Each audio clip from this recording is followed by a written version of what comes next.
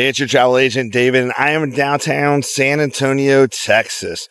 So we're going to go check out the San Antonio Fire Museum. Now, the Fire Museum is open Tuesday through Saturday from 10 to 4. It used to be the central headquarters. It was station number 1. When we go through it, you're going to see a lot of static displays, but they had 8 bays or so here with a bunch of apparatuses. They have a kitchen display so you can see what the kitchen looked like. It was built in 1938, so it's about 90 years old, a little less than 90 years old. But it gives you a glimpse of what it was like to be in San Antonio. Now, what's cool is you're like right in the heart of San Antonio. It's perfectly poised. Right behind it is 281, and then right over here is I-35. And then about 2 miles that way is I-10. So perfectly centrally located. You got the River Center Mall. You got the Alamo. You got the Emily Morgan Haunted Hotel. You've got the Crockett Hotel, which is haunted as well. You got Manger Hotel, which is over there, which is haunted as well. So it's a pretty cool place to be. But anyway, enough of my dad jokes. Let's go check out the Fire Museum.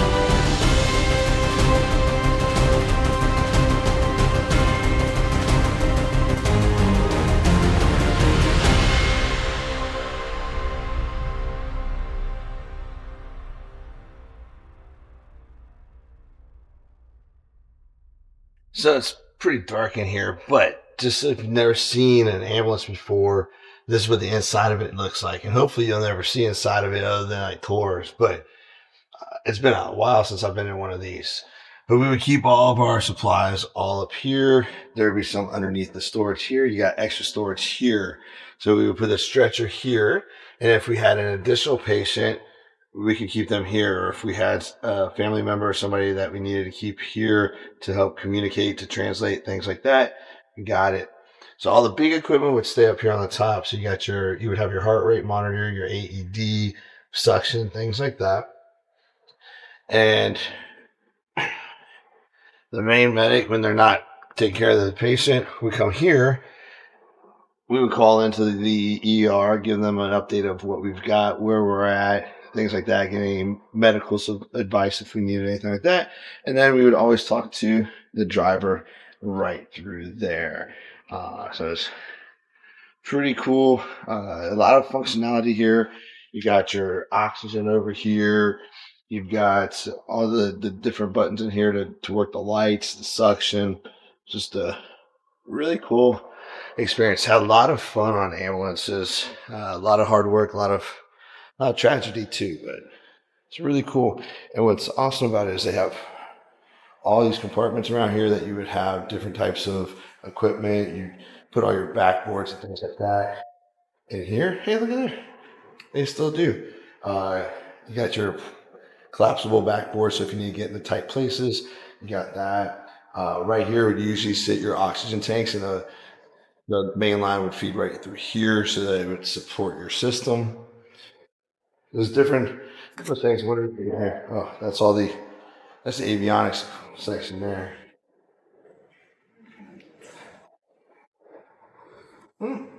So it looks like splinting is here. You got the hair traction splints. Got some cervical collars, things like that in here. I think it's more storage than anything now. But as you can see, you can fit a lot of different things inside of an ambulance.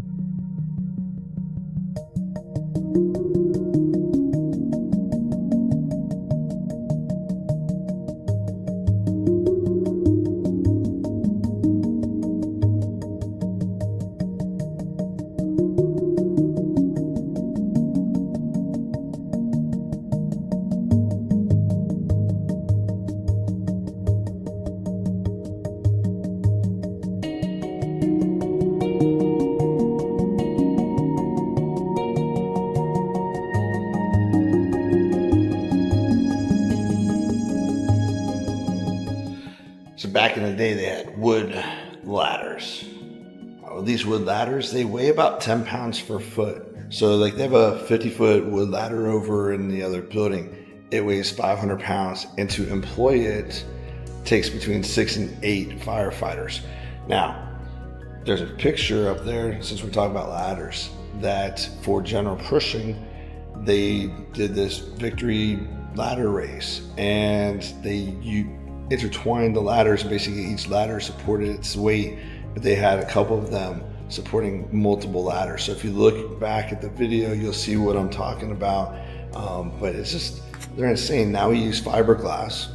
You don't use metal ladders or aluminum ladders because, well, electricity and metal, they don't really work too well together. It's kind of frowned upon about getting shocked in the fire service.